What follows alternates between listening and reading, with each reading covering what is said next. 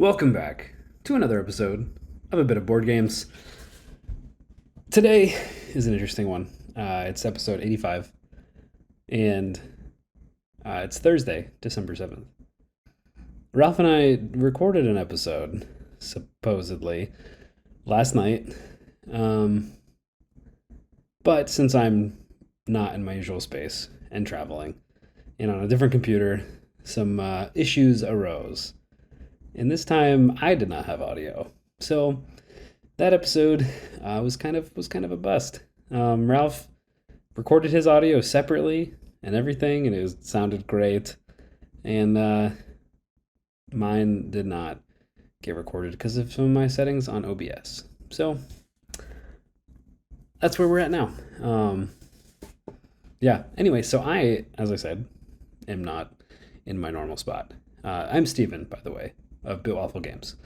And I am currently traveling for work. I'm in Chicago, and it's been a good trip so far, but just kind of being displaced and had family in town leading up to this, and did not have time before this trip to record for this podcast.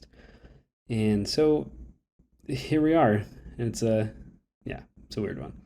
So this last week of my life, I had my parents in town visiting, and it was a lot of fun. We did a lot of Christmas things. We watched 3 Christmas movies. We watched White Christmas, Noel from Disney Plus, and the claymation Rudolph the Red-Nosed Reindeer, classic Rudolph, with the kids for that one, which was hilarious because the kids were very afraid of the Bumble, the big abominable snowman, not snowman. Yeah, the big snow monster thing. And he would chase them, and it was just amazing seeing the reactions of my kids' faces. So while they're watching the movie, I'm watching them because something intense is happening and their eyebrows fully raised, and then something mean or scary is happening. They're just angrily squinting at the TV. It was quite interesting there, but it was good to watch some fun Christmas movies. I realize this is probably, I don't think I've watched this many Christmas movies in a single Christmas season in a long time. I think that we always intend to and we always want to, but then the time just gets away from us and we're like watching other shows and whatever, and so we kind of forget. And then it just goes by, but we got some on the docket this time, and it was a lot of fun. Also in the lost episode, which this is like the 3rd episode I think we've lost, 3rd or 4th total now, where we've recorded and completely lost something. Ralph and I talked about what he was up to as well, and he was also displaced in a different spot, but that's because they've been doing a lot of house projects and housework, painting everywhere and like trim and walls and doing some more decorating. So he's working on getting his office up and going. So I thought, just for the heck of it, I'll throw together all of the random clips that I've made, reels, YouTube shorts, whatever, from the past however many episodes that we've done, and the clips that I made. So yeah, they'll just kind of be different sound bites from what we've talked about. Some words of wisdom from Ralph, some from me, but mainly Ralph.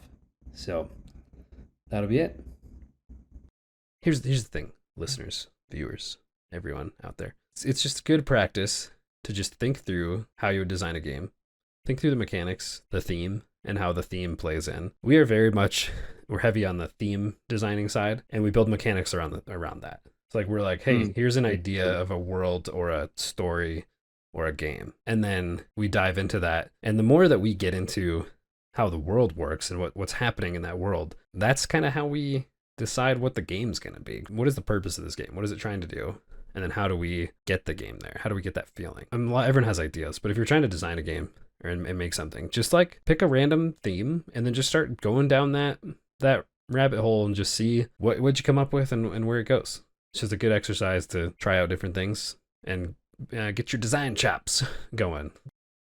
Have you gotten into a project and then completely changed directions? Yes, both professionally and personally, I've done that. Hmm. Some projects just you will bang your head against a wall, hoping for a breakthrough. You'll go crazy, tweaking and refining, Oh yeah, messing with yeah, this one thing, and then you'll just take a second away from that idea, do something completely fresh, and boom, that's the one. An important thing is learning to appreciate the different steps and not getting too frustrated. So I've like finished a brand almost. yeah. I've had fonts, I've had color scheme worked Hmm. out, everything. And And then you I've just started over. still, just because this one random idea would pop into my head, I try it out, and then it looks so much better. Oh man, And then I'm yeah. like, I'm gonna have to change everything.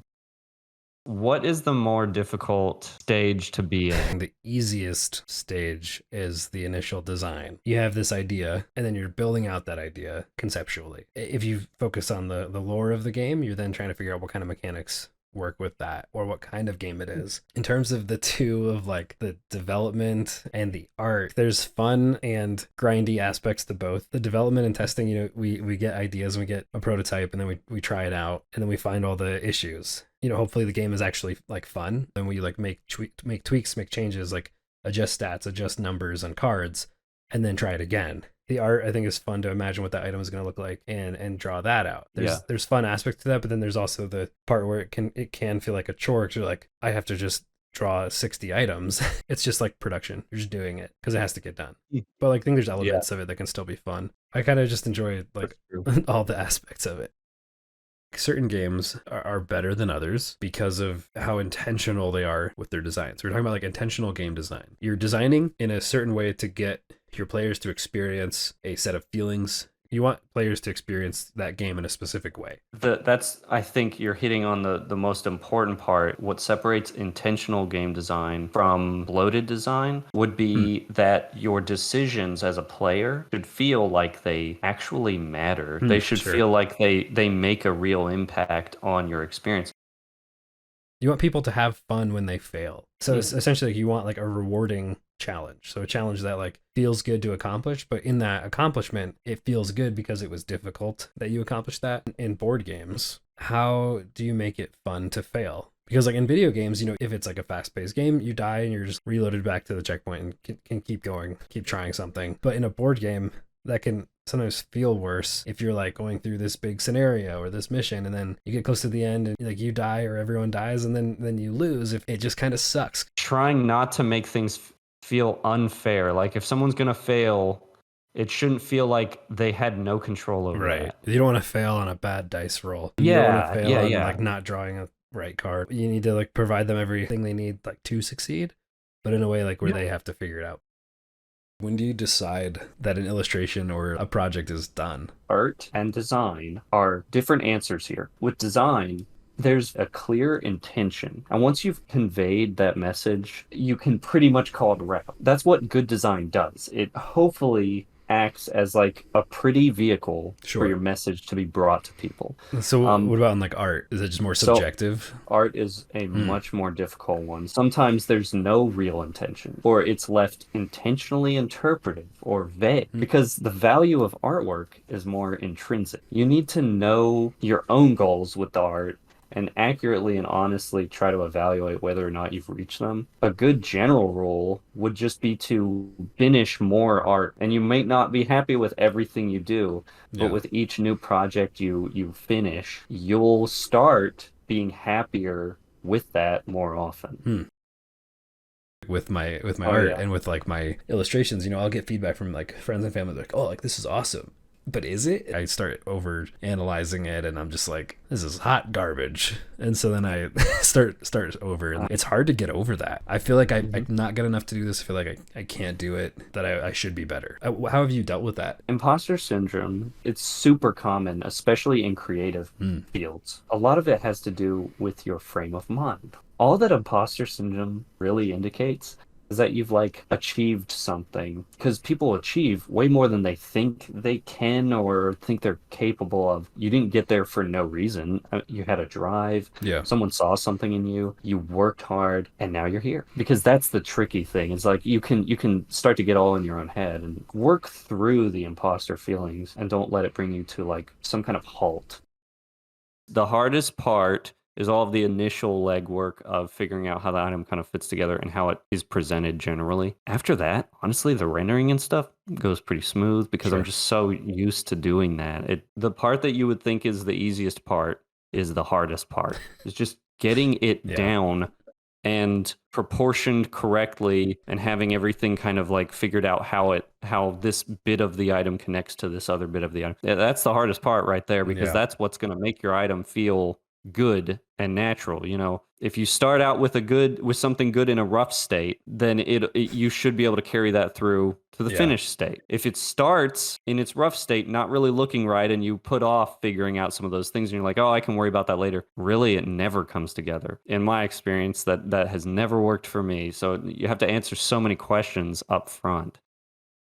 It was hard for me to go as exaggerated as I did on the concepts that I made. But now looking at them now, I'm like, oh, they still look pretty basic. Like it's really not exaggerated. It's not natural in some sense to draw like that because it just feels so off base from what it would actually look like if it Yeah. was like a real thing. It is really easy when you're drawing to think of things on a micro level Mm-hmm. instead of like a more macro level. Because you're thinking of not just, oh, am I going to make it exaggerated or not? No, you're also figuring out what materials is this made out of and Mm-hmm. what color would that be? And then how Yeah. would this connect to this? And then how does this play out? Oh, the perspective needs to look correct and look natural. And so you get like tunnel visioned in, and Yeah. then by the end of it, you've forgotten that you're supposed to be making this kind of whimsical style item, and it kind of loses some of that. It's still Drawtober. We've definitely slowed down. We've both just I had know. other stuff happening, and Look, I feel like a failure too. Don't worry. I had such high hopes for Drawtober, I know. but we actually have been working. It's just Mm-hmm. that we have just hit walls that have to do with, I think, I mean, from in my case, it's my own skill level Yeah. and what I want to see out of this game. We should call it Learntober because we're just Yeah, learning, or Walltober because hitting all these walls. It's been a learning process. Jumping in, we're like, let's do art, and then now it's like, oh, there's a lot of factors here. Well, thanks again for tuning in to these wonderful little nuggets here, and we'll be back next week with our regularly scheduled programming.